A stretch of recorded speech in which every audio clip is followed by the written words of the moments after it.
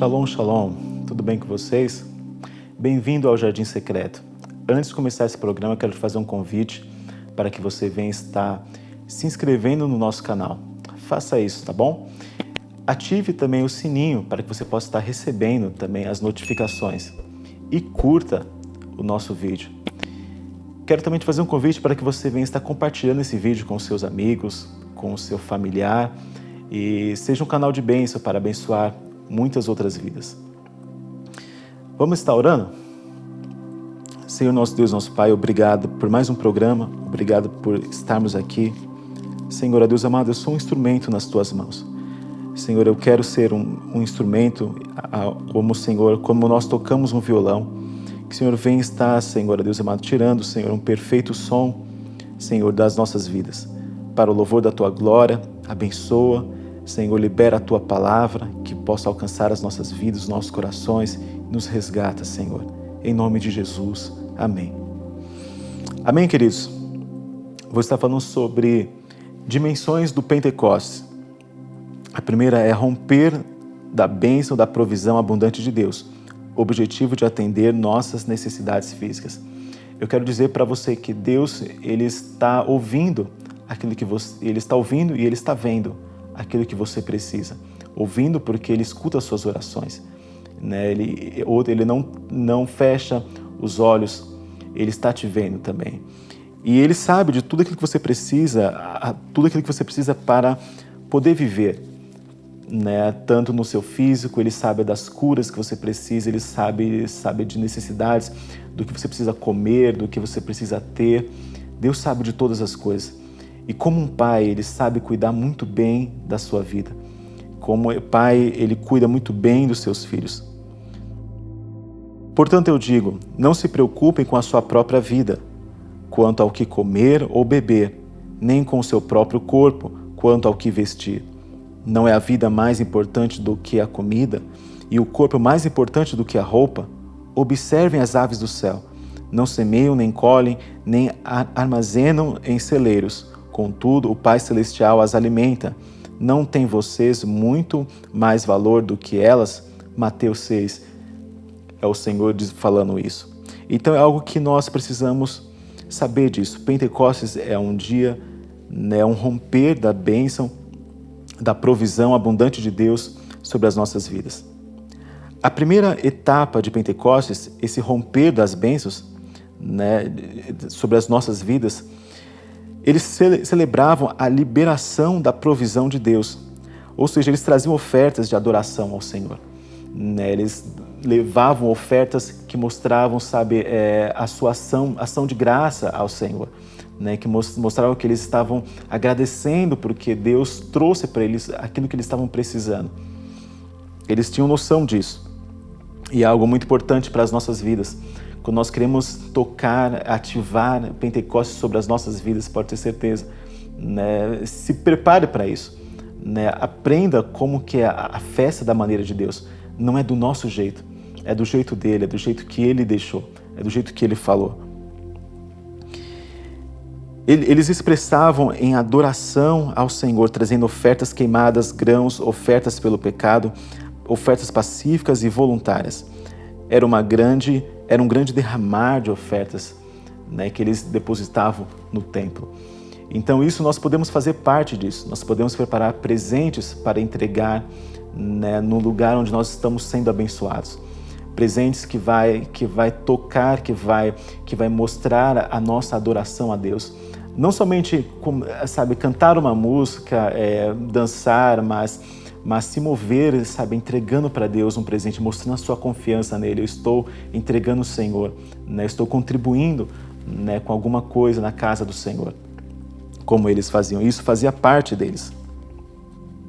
Era um grande derramar de ofertas que eles traziam e eles levavam com alegria aquilo.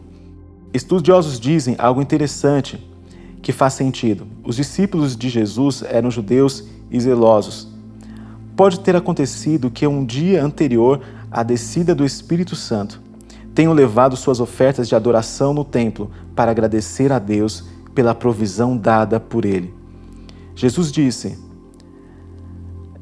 eu sou o pão da vida, o que vem a mim jamais terá fome, e o que crê em mim jamais terá sede. Está em João 6,35. Ou seja, o Senhor quem deu essa provisão para as nossas vidas. Esse pão veio do Senhor para nós. É o próprio Filho dele. Ele é o pão da vida. Então faz todo sentido que talvez os discípulos dele, talvez um dia antes da descida do Espírito Santo, dele ser derramado sobre eles, eles foram levar no templo a sua oferta de gratidão. Ou seja, eu sou grato por aquilo que Jesus fez na minha vida. Eu sou grato pelo pão da vida que o Senhor me entregou. E em forma de adoração ao Senhor. Sabe por quê? Porque Pentecostes é sempre da forma de Deus, Deus que colocou essa festa. Então tem a forma dele, os passos que ele dá, que ele nos entregou, passo a passo, para ativarmos isso, para fazermos parte dessa festa. Precisamos ativar esses passos, precisamos ativar esse caminho. De uma coisa eu tenho certeza, eles conheciam o verdadeiro pão de Deus e com certeza tinham motivo para entregar uma oferta de louvor e adoração por essa provisão dada por Deus.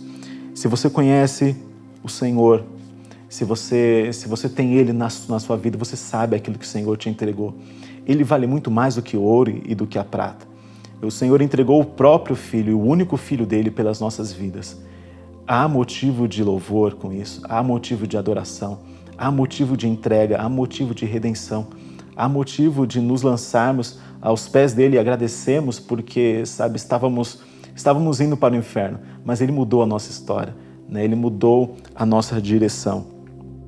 Os israelitas lavradores trabalhavam semana após semana para preparar o solo e plantar as sementes na esperança da colheita, mas não tinham como fazer a terra produzir.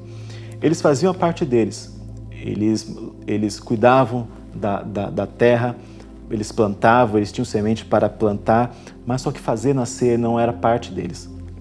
Né? Isso eles iam depender do Senhor abrir os céus, ou seja, romper e trazer chuva para abençoá-los. Mas é isso que eu falo. Nem tudo aquilo que nós queremos, Deus faz, tem sempre a nossa parte. A nossa parte sempre vai de encontro com aquilo que o Senhor está para fazer. Eu não posso querer que o Senhor faça uma coisa, sendo que eu não estou indo de encontro ao que Ele tem para fazer. Eu preciso saber qual é a minha parte, qual é a minha parte correta. Eu preciso plantar para colher. Eu não posso ficar sem fazer nada e esperar colher alguma coisa. Eu preciso plantar de alguma forma, eu preciso fazer aquilo que o Senhor me colocou nas minhas mãos.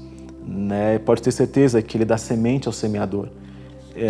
Uma das coisas que eu sempre falo, sabe, para que você possa entender se você está no deserto ou se você está na terra prometida, é porque no deserto Deus dava maná para eles não precisavam fazer nada. Mas na terra prometida, Ele dá semente ao semeador. Então a parte deles é plantar. Na terra prometida, cessa o maná. Não tem. Na terra prometida, você faz aquilo que o Senhor colocou nas tuas mãos. Se o Senhor não abrisse as janelas do céu, não teriam nada para colher, mas confiavam em Deus. E Deus abria a janela e derramava a chuva. Como resultado, a terra produzia a colheita para eles. E é dessa forma que nós precisamos ser. Nós precisamos esperar em Deus. Sabe, nem tudo nós podemos fazer. Se a gente pudesse fazer muitas coisas, ou não é verdade? Colocaríamos milhares delas a perder. Muitas das coisas vêm de Deus. E nós precisamos esperar por Ele. Precisamos parar um pouco. Precisamos voltar a orar. Precisamos voltar a semear na terra com oração, com busca pela presença dEle. E pedir para que Ele abra os céus e Ele derrame a chuva, que é a vida dEle sobre as nossas vidas, sobre o nosso lar, sobre o nosso trabalho, sobre tudo aquilo que nós estamos fazendo. A chuva está para chegar, mas o que você está plantando? A chuva está para chegar, mas pensa nisso, o que eu estou plantando? Se você está plantando pecado, se você está plantando coisas terríveis, né, eu preciso saber o que eu estou fazendo. Eu preciso saber que caminho que eu estou seguindo. É como eu disse, sabe, no programa passado, não é somente eu orar e orar daquilo que eu quero fazer, do jeito que eu quero fazer, mas eu ter coragem de falar para o Senhor: seja feita a tua vontade, Deus, e não a minha. Né? Senhor, se possível for, passa de mim esse cálice, mas em todavia seja feita a tua vontade, não a minha. Eu preciso ter coragem de fazer essa oração ao Pai, porque quando eu faço a vontade dele, sim, ele é o meu Senhor. Se eu não faço a vontade dele, eu posso estar orando do jeito que for. Eu ainda estou em desobediência. Antes do romper, é o tempo de abrir o coração a Deus, contribuindo e louvando com alegria. Ao fazermos isso, ficamos em condições de receber aquilo que o Senhor quer entregar. Quando nós nos colocamos em adoração a Deus em todas as formas, a adoração não é somente você cantar uma música e já está pronto ali, mas é o seu estilo de vida. É aquilo que no seu dia a dia, sabe, nós podemos adorar a Deus de todas as formas, né? Como nós somos no nosso trabalho, como nós somos na nossa casa, como nós somos no trânsito, né? Na igreja, né? E não é uma simples música. Deus quer muito mais do que isso. Ele não quer só a sua música, Ele quer o seu coração por completo. Se Deus tem o seu coração, Ele tem toda a sua vida. Esse é um tempo de perguntarmos para Deus como expressamos gratidão ao Senhor, de modo que o nosso coração possa se abrir para o Senhor. Como que eu posso expressar? O que eu posso te entregar? Algo que o meu coração vai poder se abrir. E pode ter certeza que aquilo que o Senhor fala para mim, que eu posso entregar, aquilo que eu quero entregar para Ele, vai estar tão preso comigo que quando eu entrego para Ele, pode ter certeza, a partir de hoje, Senhor, a minha confiança está no Senhor. A partir de hoje, Senhor, eu confio no Senhor. A partir de hoje, eu te adoro com isso. A segunda dimensão, a revelação sobrenatural. Então, a primeira é para trazer a provisão, né, sobre as nossas vidas. A segunda dimensão é a revelação sobrenatural. O dia em que Deus abriu os céus para revelar a sua palavra. A palavra, os ensinamentos de Deus, ou seja, a revelação da vontade de Deus, do seu amor e do seu caráter. Isso é a segunda dimensão de Deus sobre as nossas vidas. No Pentecostes, Deus revela o seu coração, né? Não é o meu coração, não é o seu coração, mas é o coração dele para nós. É triste ver pessoas buscando encontrar a alegria no mundo, nas condições que o mundo pode trazer. Então vivem como o mundo é, pois querem trazer alegria aos seus corações, sem se importar se aquilo está agradando a Deus. Eu já vi muitas pessoas que por assim perder um esposo ou então a esposa, ou eles foram embora, de alguma forma foram abandonados, eles se ofenderam tanto com isso, que eles começaram a buscar no mundo alguma coisa para encobrir aquela falta que eles sentiam. Então eles saíram da igreja. Eles estavam na igreja buscando a Deus para ter uma restauração no casamento, para que o Senhor pudesse mudar a história deles. Mas quando aquilo terminou, eles se mostraram, se revelaram aquilo que existia dentro deles. Mas antes de chegar ao Pentecostes, é hora de você decidir continuar com Deus ou sem Deus. Eu não posso querer ir para o mundo para tentar encontrar alguma coisa para ocupar aquele espaço, aquele vazio. Eu não posso deixar a minha vontade querer tomar conta. Eu preciso, como eu disse, acessar a história escrita por Deus ao meu respeito. Mesmo que em momentos difíceis eu preciso me atentar àquilo que o Senhor está falando. A terceira dimensão é o derramar do Espírito Santo. O fogo caiu sobre o Monte Sinai. Vamos conhecer um pouco o monte, sua estrutura, da base do monte ao pico dele, onde Moisés foi se encontrar com Deus. Veja como degraus, foram cerca de 4.000 degraus, ou seja, 3 horas para subir até o pico do monte, aonde o Senhor chamou ele. Então, sabe, não foi um pulo, né? Não foi chegar ali e Deus já estava ali. Deus deu para ele uma ordem, Deus deu para ele um lugar. Você está no jardim secreto, né? Eu não sei até o momento que você precisa, até onde você precisa ir. Mas Moisés levou cerca de 3 horas para chegar até onde a nuvem do Senhor estava. 750 degraus abaixo do pico, ou seja, no 3.250, existe uma plataforma onde Arão e os 70 anciãos estavam. Você vai encontrar lá em Êxodo 24, a partir do versículo 9 ao versículo 12. E ali, esses homens, Arão e os 70 anciãos, eles pararam ali, né? E ali eles começaram a ver um pouco da presença de Deus que já estava ali. Mas Deus deu ordem somente para Moisés continuar a caminhada até ele, ao encontro com ele.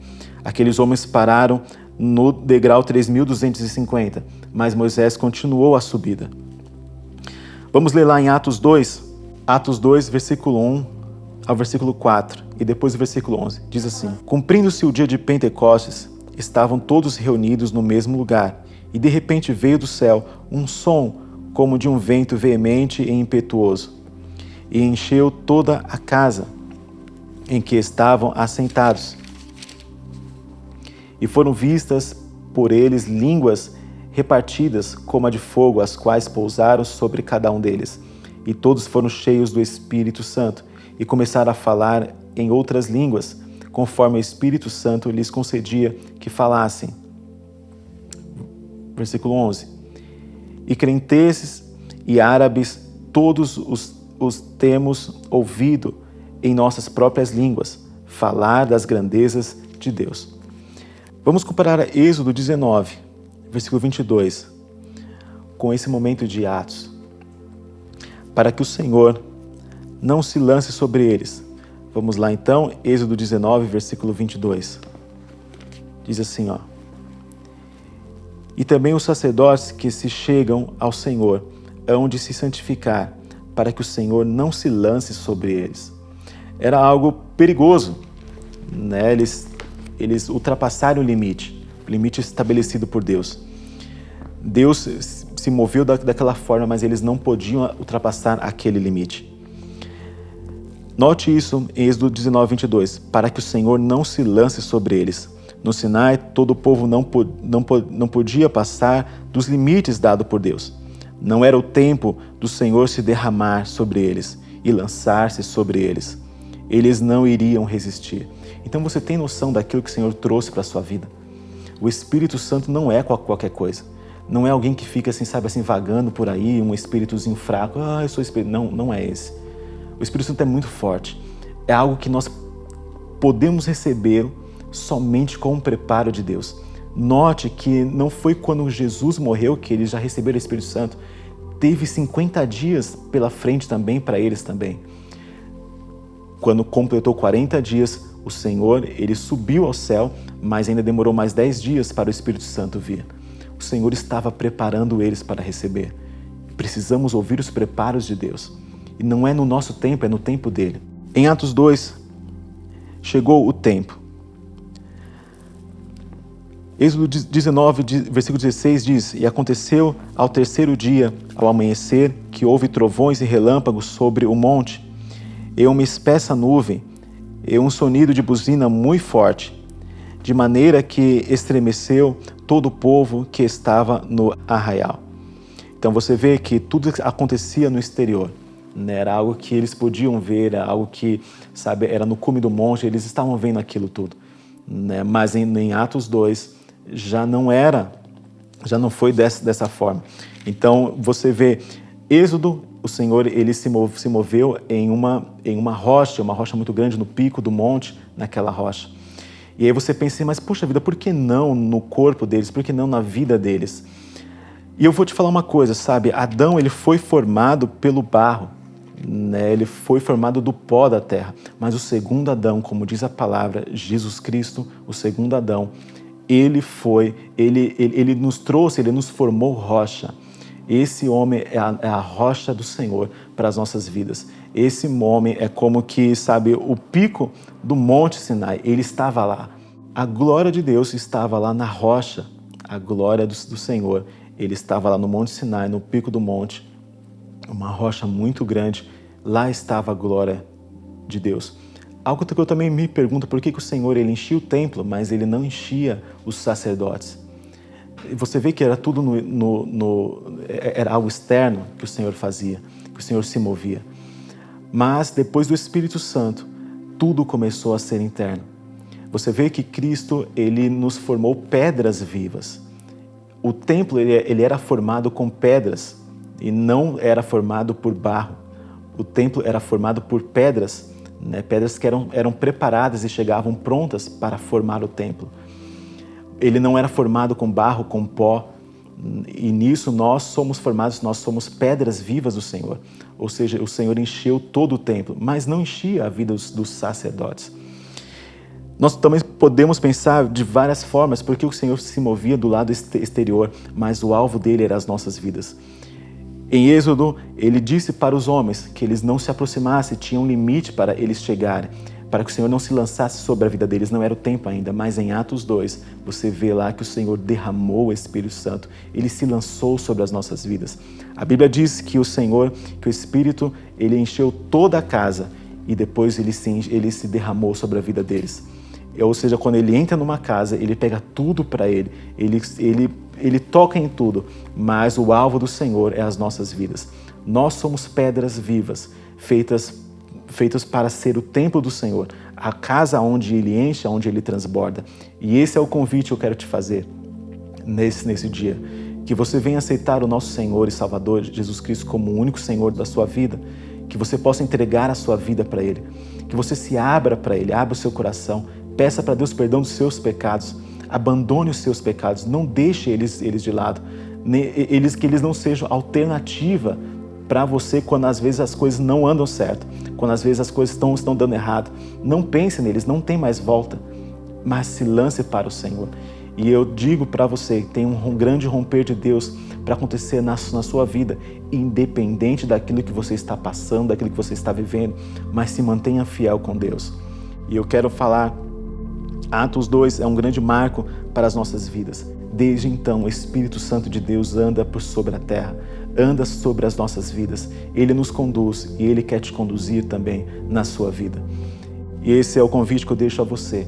Aceite o Senhor como seu único Senhor e Salvador e você vai ter uma grande vida do lado do Senhor.